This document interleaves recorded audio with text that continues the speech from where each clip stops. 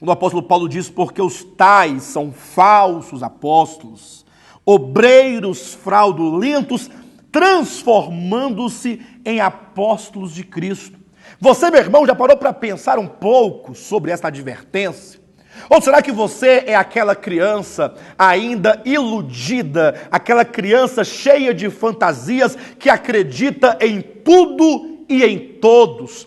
Basta falar inglês e ter ao seu lado um tradutor e você logo está desembolsando R$900, porque acredita na falácia de que Deus supostamente barganha com o homem, fazendo negociatas com Deus, negociando com Deus. Não, queridos.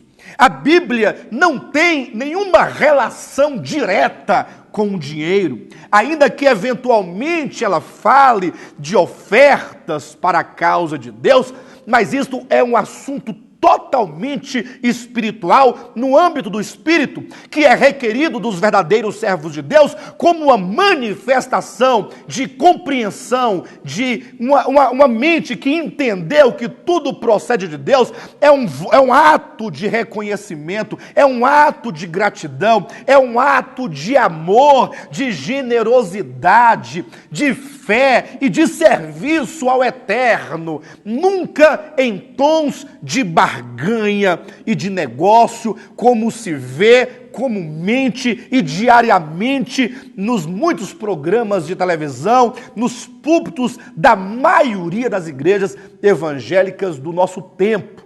O apóstolo Paulo diz que devemos tomar muito cuidado, porque há falsos apóstolos, há falsos profetas. Eu não sei se você já parou para pensar nisso, que você eventualmente possa não estar usando de critérios bíblicos para certificar-se ou para mensurar a dimensão da apostasia dos dias atuais.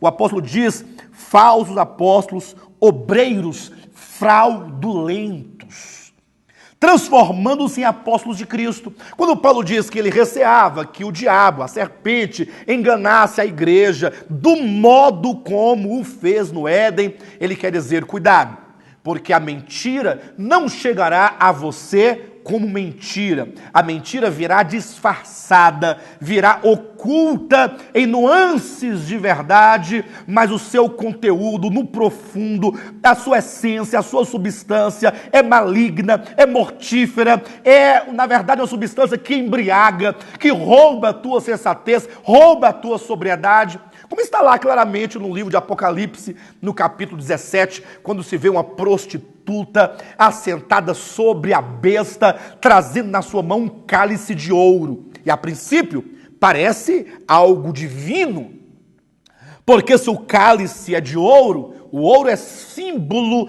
da natureza divina, mas dentro a sua substância, o que ela serve neste cálice religioso, supostamente divino, é o vinho que embriaga e tira a sobriedade, a sensatez, te levando a ver, a compreender as coisas divinas com olhos trocados, com olhos de bêbados, com olhos como daqueles que não podem discernir a verdade. Voltando lá para o Evangelho de João, quando lá vemos Pilatos perguntando para Cristo o que é a verdade, observa que essa pergunta, o que é a verdade, é como que o desfecho já de um diálogo que começou no versículo 34 ou 33, quando nós vemos ali Pilatos que questiona Jesus Cristo se ele é ou não o rei dos judeus. Então nós trazemos aqui a questão do reino.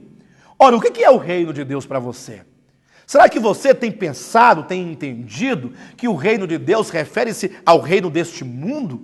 Queridos, no momento em que alguém prega, alguém ensina que o reino de Deus implica em uma vida humana, em uma vida terrena, em uma vida aqui que consiste nos recursos, nos bens aqui desta terra, no imediato, no aqui, no agora, essa pessoa certamente nunca leu ao menos esta porção da Escritura, e se leu, não compreendeu, e se leu e compreendeu, então, como a serpente no Éden, engana as pessoas, distanciando-as do que Jesus está dizendo para ela, quando Jesus fala assim, olha, o meu reino não é deste mundo. Se o meu reino fosse deste mundo, os meus ministros se empenhariam por mim para que não fosse eu entregue aos judeus, mas agora o meu reino não é deste mundo. Ou seja, o reino de Deus, embora esteja na terra, dentro de nós, naqueles que creem, ele não tem relação com este mundo. É um reino de justiça, é um reino de paz, é um reino de equidade dentro do homem, é Deus vindo habitar o homem, é Deus libertando o homem das cadeias do pecado, das cadeias do vício, é Deus libertando o homem organicamente do pecado, que como uma natureza dentro do homem, o obriga e o faz inclinado aos prazeres transitórios do pecado. Na verdade, o reino de Deus é Deus que vem ao homem para transcendê-lo, para livrá-lo, para salvá-lo das corrupções e das paixões que há neste mundo. É exatamente o oposto. Não é sem razão que Jesus Cristo ele ensina os seus discípulos a orarem. A oração, na verdade, para o povo de Deus, poderíamos até colocar em termos aqui, entre aspas, né? A oração é para a religião, no sentido mais profundo da busca do homem a Deus, a oração é aquilo que há de mais substancial, haja vista que é aquilo que o homem expressa a Deus. É o diálogo do homem com Deus nas bases da fé, daquilo que lhe foi revelado. E, portanto, quando Jesus Cristo fala aos seus discípulos, a nós, a sua igreja, a respeito da oração, ele diz, olha, quando vocês orarem, vocês deverão orar assim. E Jesus passa, então, a enumerar os pontos, os aspectos essenciais da oração. Ele não diz que nós devemos repetir a oração do Pai Nosso como uma reza, repetir como um papagaio que aprendeu a falar uma ou duas palavras, ou que seja, frases, e ali ele repete, mas sem nenhuma consciência da substância, da verdade que envolve aquelas palavras. Mas Jesus nos traz a oração do Pai Nosso apenas para nos instruir, para nos mostrar, nos revelar que a oração ela tem que partir de trilhos seguros da verdade. Quando ele diz, vocês ao orarem deverão orar assim, Pai Nosso, que estais nos céus, santificado seja o teu nome, venha o teu reino, seja feita a tua vontade. Vejam que essas três questões, santificar o nome de Deus, como diz, santificado seja o nome, venha o teu reino e faça-se a tua vontade, são três questões cósmicas que unem a história do homem à eternidade passada e à eternidade futura. Ou seja, não é uma oração mesquinha, como quem busca respostas imediatas para a sua vida, para a sua vontade. Veja como que os pronomes são usados. Santificado seja o teu nome, venha o teu reino, faça-se a tua vontade. Ou seja, Deus tem um propósito eterno, um supremo propósito, e nós devemos tocar esse propósito, tocar esse reino que é celestial e que hoje está em nós, mas que há de se manifestar por ocasião da segunda vinda de Cristo. Nós já temos visto lá em Daniel capítulo 2, também Apocalipse capítulo 19, ou 18, 19, como que Jesus Cristo virá no seu reino, como uma grande pedra para esmagar os reinos deste mundo. Não se iluda com este mundo, meu irmão. Não se iluda com a aparência deste mundo, com os sofismas deste mundo, porque este mundo em si mesmo é uma grande mentira, e qualquer mensagem, qualquer pregação que seduza o seu coração para este mundo é, portanto, um engodo que procura, como uma isca, atrair os sinceros filhos de Deus para esta ilusão, para esta vaidade que é este mundo, ao mesmo tempo em que o seu coração pouco a pouco se distancia da verdade. Quando Pilatos pergunta o que é a verdade, então nós podemos encontrar em João 17, 17, quando Jesus responde dizendo, Pai, santifica-os na verdade, a tua palavra é a verdade. A verdade é a Escritura. Mas Jesus também declarou em João 14, versículo 6, quando ele disse, eu sou o caminho, Eu sou a verdade, eu sou a vida. Jesus é a verdade, a sua palavra é a verdade. Ou seja, se você busca a verdade, e aqui em João 18, o reino de Deus é a verdade. Então, se você quer a verdade, que é Cristo e o seu reino, você só poderá encontrá-la nas páginas da Escritura, que é a verdade. A verdade é a palavra de Deus. Você não poderá tocar a verdade, nem se fundamentar na verdade, nem ter certeza da verdade, enquanto você utilizar-se da Bíblia como alguns utilizam-se de cartas, de tarô, ou que seja de pedras, como se fosse búzios. A Bíblia não é um livro de sorte, que você ali abre para você então ver a sorte do dia, para você então ver o signo do dia. Não! A Bíblia não foi feita para se ler com textos isolados e recortados e descontextualizados, como se vê geralmente sendo usada para sustentar a falsa teologia da prosperidade. Não! A Bíblia é a verdade enquanto escritura. Você precisa conhecê-la livro após livro, capítulo após capítulo, e permitir que o sentido da verdade, que a verdade, ela se revele e se manifeste nas páginas da Escritura.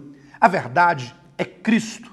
A obra de Cristo é o seu reino, e essa verdade a respeito de Cristo e seu reino se encontra na palavra de Deus, que é a verdade. Eu quero aproveitar, ao falarmos da verdade, e estender a vocês o nosso convite para que vocês estejam conosco na nossa 7ª Conferência Bíblica neste ano, no mês de agosto, precisamente nos dias 19, 20 e 21 do mês de agosto.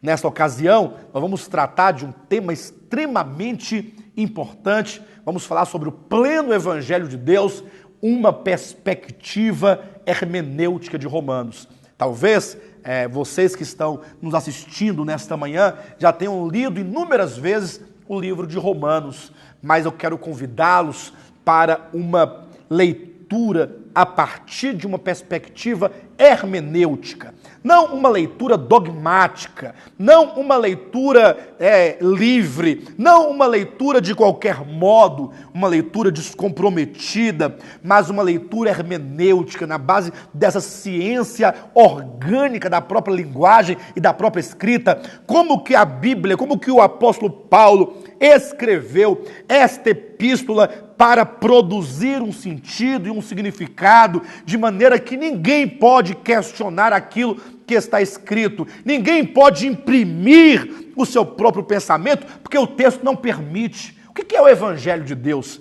para você? Ou seja, se você entende o Evangelho como Mateus, Marcos, Lucas e João, apenas esses evangelhos em tons biográficos, o apóstolo Paulo nos chama a atenção, logo no primeiro capítulo, primeiro versículo de Romanos, dizendo que ele passaria a expor o Evangelho de Deus, conforme ele diz no versículo 17 do capítulo 1, o Evangelho enquanto poder de Deus. É Deus que tem um plano para salvar o homem perdido, o homem sem esperança, o homem sem vida, o homem sem força, o homem sem condições alguma de se salvar. Como que o apóstolo Paulo mostra o pleno Evangelho de Deus que alcança o homem totalmente espírito, alma e corpo. Serão 3 dias de profundo estudo da Escritura. Amados, eu posso te garantir que se você vier a esta conferência com o seu coração aberto, em oração dizendo, Senhor, eu quero tocar a tua verdade, eu tenho certeza e posso te garantir que a sua vida nunca mais será a mesma, porque a minha vida foi mudada e a vida de milhares de pessoas também foram mudadas no contato com esta epístola aos Romanos, quando certamente ali encontrou a revelação de Deus da salvação plena do Evangelho de Deus. Vocês poderão encontrar maiores informações no nosso site www.devoltapalavra.com. Tenham todos um bom sábado e Jesus Cristo é o nosso Senhor.